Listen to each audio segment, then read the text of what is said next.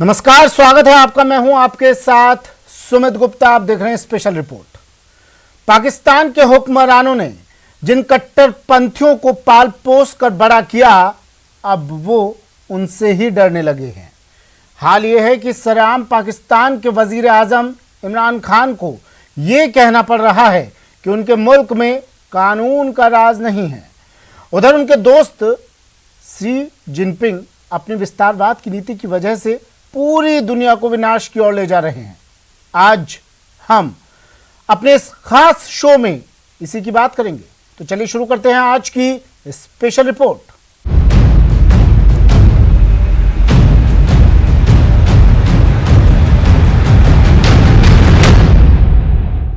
पाकिस्तान के खैबर पख्तूनख्वा में भीषण आग लगी।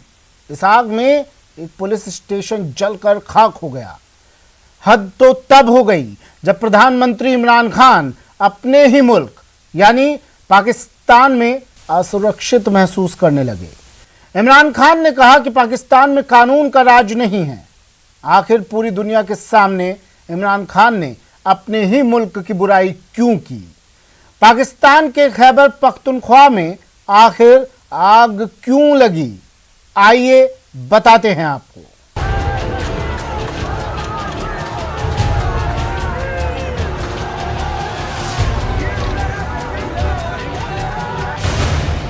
कट्टरपंथियों की लगाई आग से दहला पाकिस्तान।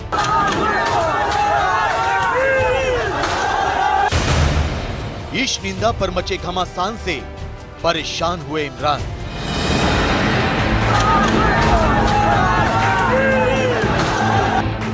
आग की लपटें आसमान छू रही हैं। धुएं का गुबार अंधकार फैला रहा है। खुदाई करने वाली मशीन से दरो दीवार ढहाई जा रही है।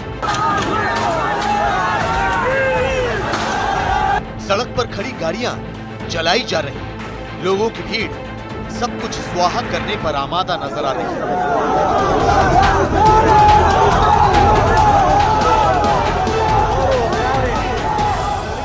नाराए तकबीर के नारे लग रहे हैं और हाथों में मोबाइल लिए लोग दहशत पैदा करने वाली इन तस्वीरों को अपने कैमरों में कैद कर रहे हैं।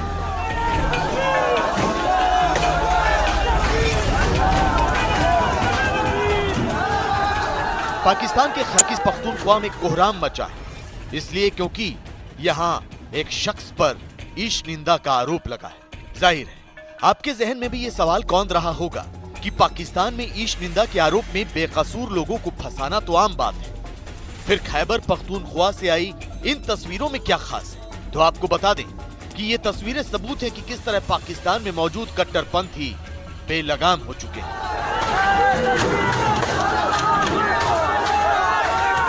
ये तस्वीरें सबूत है कि किस तरह कट्टरपंथी सरकार को खुलेआम चुनौती देने लगे।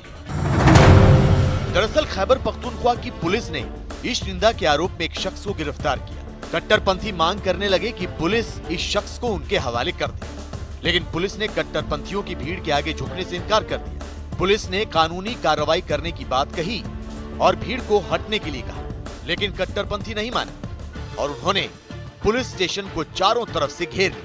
कट्टरपंथियों की बेकाबू भीड़ ने पुलिस स्टेशन को आग के हवाले कर दिया। पुलिस स्टेशन के बाहर खड़ी गाड़ियों को फूंक दिया। यही नहीं, 4000 से 5000 लोगों की भीड़ ने पुलिस स्टेशन की दीवार को भी गिरा दिया। हालांकि खैबर पख्तूनख्वा की पुलिस ने हालात को संभालने की पूरी कोशिश की। पुलिस ने आरोपी को सुरक्षित बाहर निकालने के साथ भीड़ को तितर-बितर करने का प्रयास किया।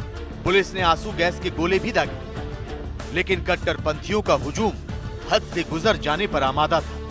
कट्टरपंथी किसी भी सूरत में ईश निंदा के आरोपी को अपने कब्जे में लेना चाहते थे। कट्टरपंथी ईश निंदा के आरोपी को अपने हाथों से सजा देना चाहते थे। तो आपको बता दें कि 1980 के दशक में सैन्य तानाशाह जनरल जियाउल हक ने पाकिस्तान में ईश निंदा कानून लागू किया। मानवाधिकार कार्यकर्ताओं का आरोप है कि ईश निंदा की आड़ में ईसाइयों, हिंदुओं और अहमदी मुसलमानों को अक्सर फंसाया जाता है। छोटे मोटे विवादों या आपसी मनमुटाव के मामले में भी इस कानून का दुरुपयोग किया जाता है। पाकिस्तान की अदालतें भी कट्टरपंथियों के खौफ से एक तरफा फैसला सुनाती है। ईश निंदा के आरोपियों को वकील तक नहीं मिल पाता। See, the blasphemy laws have been used, or rather misused, to target innocent civilians, minorities, vulnerable Muslim communities, women, for all sorts of alleged crimes and misdemeanors that have very little to do with religion, let alone, suggesting anything against the Prophet, peace be upon him. So, really, we had to consider amending the law simply to remove something like a death penalty, which I argued not just through the secular constitution, but was not available even in the Quran for the particular offense. 1987 से लेकर 2017 तक पाकिस्तान में करीब 1500 लोगों पर ईश निंदा का आरोप लगा। गौर करने वाला पहलू यह है कि इनमें से 75 आरोपियों को अदालत सजा सुनाती, उससे पहले ही इन्हें मार दिया गया। ऐसे में आसानी से इस बात का अंदाजा लगाया जा सकता है कि पाकिस्तान में कानून का राज है या कट्टरपंथियों का। खुद इमरान खान की जुबान पर भी सच आ ही गया। सुनिए, एक इंटरव्यू के दौरान पाकिस्तान के प्रधानमंत्री इमरान खान ने क्या कहा। We haven't, if I look back why we haven't achieved our potential, it's one sentence, rule of law. We have had elite capture. So a society where a certain elite just captures the resources and deprives the majority of for education, healthcare, justice. And so, if I had to put my finger on it, it's a lack of rule of law is the reason why we haven't achieved our potential.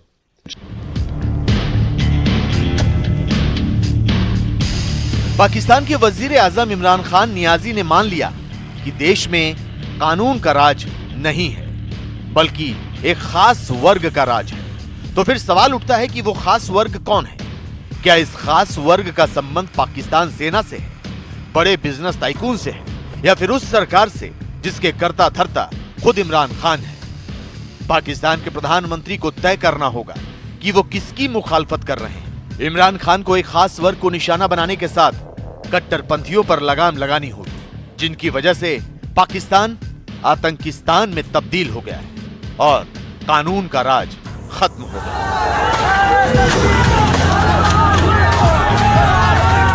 और अब बात चीन की, जिसका विस्तारवाद विनाश की दस्तक दे रहा है। जमीन की भूख को शांत करने के लिए चीन ने भारत से भिड़ने की तैयारी शुरू कर दी है। डोकलाम, गलवान और पूरे लद्दाख में भारत के हाथों हार का स्वाद चखने के बावजूद चीन एक बार फिर सीमा विवाद को हवा देने की कोशिश कर रहा है। एक अंग्रेजी अखबार में छपी रिपोर्ट के मुताबिक चीन ने एलएसी के करीब तिब्बत में सैनिकों की संख्या बढ़ाने के साथ मिसाइल रेजिमेंट को भी तैनात कर दिया है। इन मिसाइल रेजिमेंट को उन इलाकों में तैनात किया गया है जिनसे भारत के साथ युद्ध के समय रणनीतिक महत्व काफी ज्यादा है।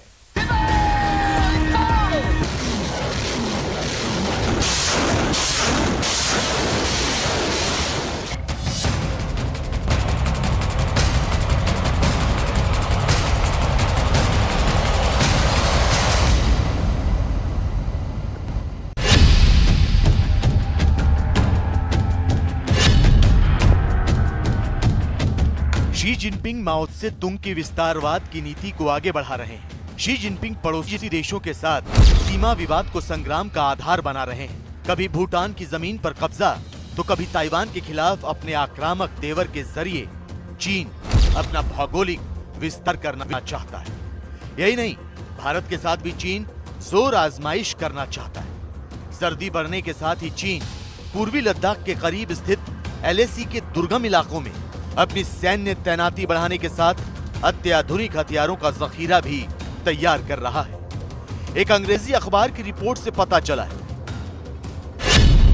कि एलएसी पर चीन नए पर निर्माण कर रहा है। सेना के रहने के लिए जगहें, सड़कें और नए हाईवे तैयार कर रहा है। चीन की सेना नई हवाई पट्टियां बना रही है। ये हवाई पट्टियां मुख्य एयरबेस गारगुंसा और होटान से अलग है। इसके साथ ही उसने एलएसी के पास अपनी मिसाइल रेजिमेंट समेत भारी हथियारों की तैनाती भी की है। खुफिया एजेंसियों से जुड़े सूत्रों की माने तो पिछली सर्दियों के मुकाबले चीन की इस बार शेल्टर और रोड कनेक्टिविटी बहुत बेहतर है। चीन की सेना ऊंचाई वाले इलाकों की जलवायु को लेकर भी अधिक अभ्यस्त नजर आ रही है। लेकिन भारत के लिए चिंता का सबब यह है कि तिब्बत में पीपल्स लिबरेशन आर्मी ने रॉकेट और मिसाइल रेजिमेंट तैनात किए हैं। यहाँ चीन ने भारी संख्या में ड्रोन की भी तैनाती की, जिनमें से अधिकतर इस सेक्टर में निगरानी के लिए रखे गए। उनकी मदद के लिए वो अपने मिसाइल्स और रॉकेट फोर्सेस जो उसकी सुपीरियरिटी है इंडिया की तुलना में, उनको डिप्लॉयमेंट करना चाहता है, ताकि न उनके माध्यम से वह एक स्ट्रांग मैसेज दे सके, बल्कि युद्ध के दौरान उनका इस्तेमाल करके फिजिकल कॉन्फ्लिक्ट की संभावना को भी कम कर सके। जहां तक ड्रोन्स के डिप्लॉयमेंट का सवाल है, वह हमारी गतिविधियों पर नजर रखने के लिए उनका इस्तेमाल करता है, ताकि हमारी जो ऑफेंसिव कैपेबिलिटीज हैं या किस एरिया में हम उसके युद्ध की कैपेबिलिटी को नकारना चाहते हैं, इस पर वो लगातार नजर रख सके। भारत ने चीन की सेना यानी पीपल्स लिबरेशन आर्मी के निर्माण कार्यों पर चिंता जताई है। हाल ही में दोनों देशों के बीच हुई सैन्य स्तर की बातचीत के दौरान भारतीय पक्ष ने पूर्वी लद्दाख के पास के इलाकों में चीन सेना की गतिविधियों और उसके निर्माण कार्यों पर सवाल उठाए हैं। मतलब ये कि चीन की कारगुजारियों पर भारत की पैनी नजर है। भारत को पता है कि वो किसी भी वक्त बॉर्डर को जंग का मैदान बना सकता है। तो आपको बता दें कि चीन के हैकर्स भी इस दौरान सक्रिय हो गए। चीन की ओर से 1 सितंबर से 30 सितंबर के बीच साइबर अटैक की घटना को अंजाम दिया गया। इसकी जानकारी केंद्र सरकार के साथ राज्य सरकारों को भी दी गई है। जिन 40 कंप्यूटर्स में हैकर्स ने सेंध लगाने की कोशिश की, उनमें 11 जम्मू कश्मीर, 7 कर्नाटक और 6 उत्तर प्रदेश से हैं। सूत्रों के मुताबिक चीन ये पता लगाने की फिराक में है कि Bharat anti missile defence system के साथ साथ अपने लड़ाकू विमानों से लेकर दूसरे हथियारों को कहां-कहां तैनात कर रहा है। इसका सीधा अर्थ यह हुआ कि चीन को इस बात का भी डर सता रहा है कि भारत रणनीतिक बढ़त हासिल न कर ले। चीन को इस बात का डर सता रहा है कि भारतीय सेना एलएसी पर अपनी स्थिति को पहले से कहीं अधिक मजबूत न कर ले। यही वजह है कि वो सीमाई इलाकों में सैन्य प्रतिस्पर्धा के साथ साजिशों का मकड़जाल बुन रहा है। इस तैयारी के तहत कोऑर्डिनेटेड तरीके से इंफ्रास्ट्रक्चर का डेवलपमेंट, साथ ही साथ राफेल सहित एडवांस जेट एयरक्राफ्ट और लॉजिस्टिक रिसोर्सेज को मोबिलाइज करने के लिए रिक्वायर्ड एयर रिसोर्सेज का deployment and rehearsal, army and air force की इंटीग्रेटेड एक्सरसाइज जो अभी रिसेंट में वहां पर की गई, और साथ ही साथ S-14 मिसाइल सिस्टम का प्लान डिप्लॉयमेंट जब वो हमारे पास फिजिकली पहुंच जाती है और ट्रेनिंग अच्छी तरह से पूरी हो जाती है। साथ ही साथ ड्रोन से हम एक इफेक्टिव सर्वेलेंस भी कर रहे हैं। चीन ने भारत के खिलाफ जमीन हड़पने वाली अपनी सलामी स्लाइसिंग पॉलिसी को फिर से शुरू कर दिया है। इसी के तहत चीन सीमा विवाद को लगातार हवा दे रहा है, लेकिन वो ये भूल रहा है कि डोकलाम, गलवान और पूर्वी लद्दाख में उसकी सेना को किस तरह भारत के हाथों शिकस्त का सामना करना पड़ा था, किस तरह चीन की सेना को हिंद की फौज ने खदेड़ दिया। चीन एक तरफ तो भारत के साथ तनाव पैदा कर रहा है, तो वहीं दूसरी तरफ वो ताइवान पर कब्जा करने की तैयारी कर रहा है। अमेरिकी सांसदों के ताइवान दौरे के बाद चीन भड़क उठा है और उसने एक बार फिर अपने लड़ाकू विमानों को भेज दिया। हालांकि ताइवान ने चीन की इस हरकत का माकूल जवाब दिया, तो वहीं जापान ने ऐलान कर दिया कि वो चीन को सबक सिखाने के लिए जंग की शुरुआत भी कर सकता है। जापान के पीएम ने अपनी देश की रक्षा के लिए चीन को तबाह करने की कसम खाई है।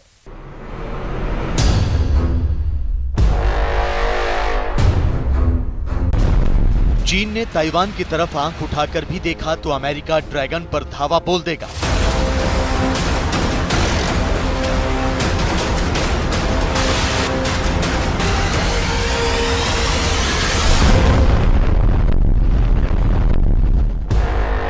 चीन ने जापान सागर में दादागिरी दिखाने की जुर्रत की तो जापान आर पार की लड़ाई लड़ेगा।